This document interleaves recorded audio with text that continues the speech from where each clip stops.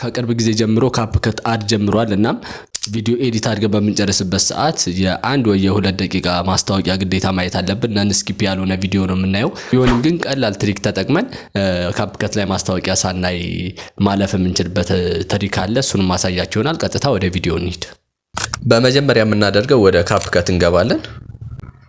ከዛም ካፕከት ላይ ከገባን በኋላ ኒው ፕሮጀክት ብለን እንገባለን። ያው በማንኛውም ጊዜ ቪዲዮ ኤዲት በምታረጉበት መንገድ ከዛ እዚህ ጋር እኔ ያዘጋጀሁት ቪዲዮ አለ።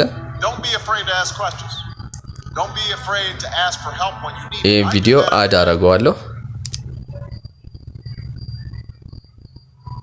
ከዛም በኋላ እናንተ ኤዲት በምታረጉበት መንገድ ኤዲት አድርጋችሁ ከጨረሳችሁ በኋላ ነው ያው የካፕከት አድ የሚመጣው መጨረሻ ላይ ነው የሚመጣው። ኤክስፖርት ልታደርጉ ስትሉ ለምሳሌ አሁን እዚህ ጋር ዋይፋይም ዳታም አላበራሁም። ኤክስፖርት ስለው እዚህ ጋር እንደምታዩት ኮኔክት ቱ ኢንተርኔት ነው የሚለኝ። እዩት እዚህ ጋር ትራይ አጌን ይላል። ከዛም በኋላ ምንድነው የምናደርገው ስልካችን ላይ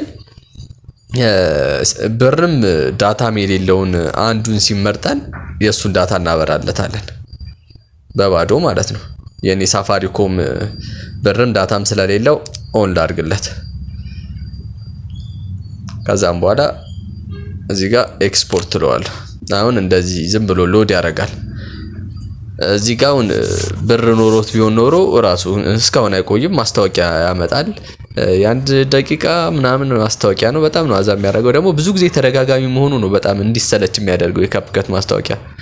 ነን ስኪፕ አይደለም፣ ያው ይደብራል። መጀመሪያ ስንገባ ነው ያለው ነን ስኪፕ። ከዛም በኋላ እንዲ ሎድ ካደረገ በኋላ ለተወሰኑ ሰከንዳት ቢያንስ ከ10 ሰከንድ አይበልጥም እዚህ ጋር ኤክስ የኤክስ ምልክት ያመጣልናል። እዚህ ጋር ኤክስ ስንለው እንደምታዩት እዚህ ጋር ሴቭ ያደርግልናል ወደ ስልካችን ምንም ማስታወቂያ ሳናይ ማለት ነው። እንዲህ በቀላሉ የካፕከትን ማስታወቂያ መገላገል እንችላለን። ጨርሰናል። እንዳያችሁት ካፕከትን ምንም አይነት ማስታወቂያ ሳናይ በቀላሉ ኤክስፖርት ማድረግ እንችላለን። እናም በተጨማሪም አንድ ቲፕ ልጨምርላችሁ። አንዳንድ የካፕከት አፕሊኬሽኖች ምንም አይነት ማስታወቂያ የማያሳዩ አሉ። እናም እነሱን አፕሊኬሽኖች ብትጠቀሙ ያለ ምንም ማስታወቂያ ያለ ምንም ዳታ መጠቀም ትችላላችሁ። እነሱን አፕሊኬሽኖች ከየት አገኛለሁ ካላችሁ አንድ አፕሊኬሽን ቴሌግራም ቻናል ላይ አስቀምጥላችኋለሁ። እዚህ ላይ ሰርች ብታደርጉ ታገኙታላችሁ። ትንሽ ፋይሉ በዛ ሊል ይችላል። እሱን አወርዳችሁ ብትጠቀሙ ምንም አይነት ማስታወቂያ ሳታዩ ነው አፕሊኬሽኑን መጠቀም የምትችሉት። ቢሆንም ግን ከኖርማል አሁን እኛ ከምንጠቀመው ካፕከት አፕሊኬሽን የተወሰነ አንዳንድ ፊቸሮች ሊጎሉት ይችላሉ። ለምሳሌ ኖይዝ ሪዲዩስ ማድረግ ምናምን አይቻልም። ቢሆንም ግን እዛም ላይ ደግሞ ተጨማሪ አንዳንድ ፊቸሮች አሉት እኛ ካፕከት ላይ የሌለው። ምንድነው ከለር ኮምቢኔሽን የስልክ ካፕከት ላይ የለም፣ ግን እዛ ላይ አለ። በቃ ያንን መጠቀም ትችላላችሁ ምናልባት አስፈላጊ ከሆነ። ጨርሰናል። ይመቻችሁ።